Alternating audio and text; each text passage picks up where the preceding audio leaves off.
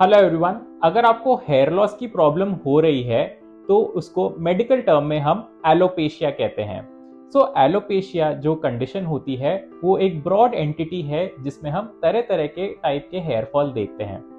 मैं हूं doctor Shivam Goyal. I am a consultant dermatologist at doctor Shivam's hair transplant clinic Jaipur. और आज मैं आपसे हेयर लॉस यानी कि एलोपेशिया के अलग अलग ट्रीटमेंट ऑप्शंस के ऊपर मैं डिस्कस करूंगा। सो एलोपेशिया, जैसे मैंने आपको बताया, is the scientific term for hair loss. ये एक बहुत ही ब्रॉड टर्म है जिसमें कई तरह के हेयर लॉस पैटर्न आते हैं, यानी कि 20 से ज्यादा तरह की वैरायटीज होती हैं फॉर एलोपेशिया, जो कि आदमियों या औरतों में देखी जाई जा सकती है। आदमियों में मोस्ट कॉमन टाइप्स ऑफ एलोपेशियाज होते हैं एलोपेशिया एरिएटा, एंड्रोजेनेटिक एलोपेशिया, और थर्ड होते हैं स्कारिंग एलोपेशियाज। सो ये कई अलग अलग तरह के एलोपेशियाज होते हैं और इनका ट्रीटमेंट डिपेंड करता है कि वो किस टाइप का एलोपेशिया है। Treatment options for alopecia. आपको ये जानना होगा कि जब भी हम एलोपेशिया के या पेशेंट को ट्रीट करते हैं तो उसका फर्स्ट एंड फॉरमोस्ट स्टेप होता है कि आइडेंटिफाई करना कि वो किस तरह का एलोपेशिया है। अगर वो एलोपेशिया एरिएटा है, यानी कि आपके सडनली राउंड पैचेस में हेयर लॉस हो रहा है, तो उसे हम एलोपेशिया एरिएटा कहते हैं, जो कि एक इम्यूनोलॉजिकल कंडीशन है।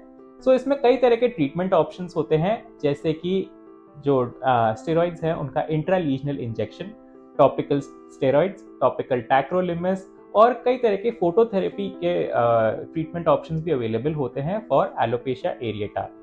अगर वो रेजिस्टेंट केस होता है तो हम उसमें इम्यूनोमॉड्यूलेटरी ड्रग्स भी देते हैं फॉर फास्टर कंट्रोल।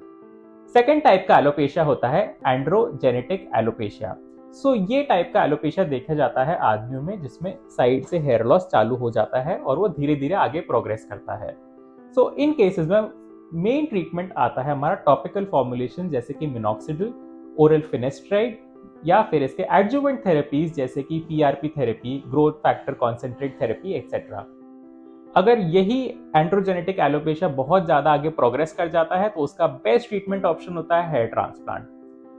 थर्ड जो हमारा एलोपेशिया होता है वो होता है स्कारिंग एलोपेशिया। स्कारिंग एलोपेशिया देखिए एक ब्रॉड एंटिटी है जिसमें कई तरह के क्लिनिकल फीचर्स हमें देखे जाते हैं। कई लोगों का आपने देखा होगा बहुत ज्यादा फुंसियां हो जाती है सर पे और उसके बाद उनके बाल पूरे परमानेंटली झड़ जाते हैं।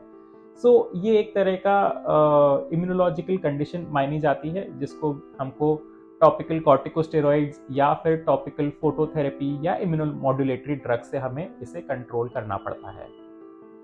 Can alopecia be treated permanently? दोस्तों आप देखिए कि ये बहुत इंपॉर्टेंट है कि करेक्टली आइडेंटिफाई करना कि किस तरह का एलोपेशिया है आपको।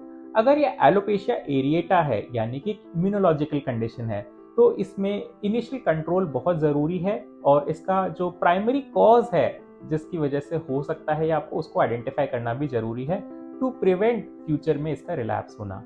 सेकेंड जो होती है एंड्रोजेनेटिक एलोपेशिया, तो इसको अगर हम अर्ली स्टेज में कंट्रोल कर लेते हैं तो उसका बेस्ट रिस्पॉन्स आता है।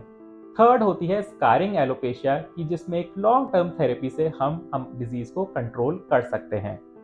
Eight doctor Shivam's hair transplant clinic Jaipur हमारे पास कई तरह के एडवांस माइक्रोस्कोप हैं जिसमें हम 40 गुना आपकी हेयर की रूट को मैग्नीफाई करके उसकी करेक्ट डायग्नोसिस और प्रॉब्लम को आइडेंटिफाई कर सकते हैं और उसी के अकॉर्डिंग आपको ट्रीटमेंट सजेस्ट कर सकते हैं।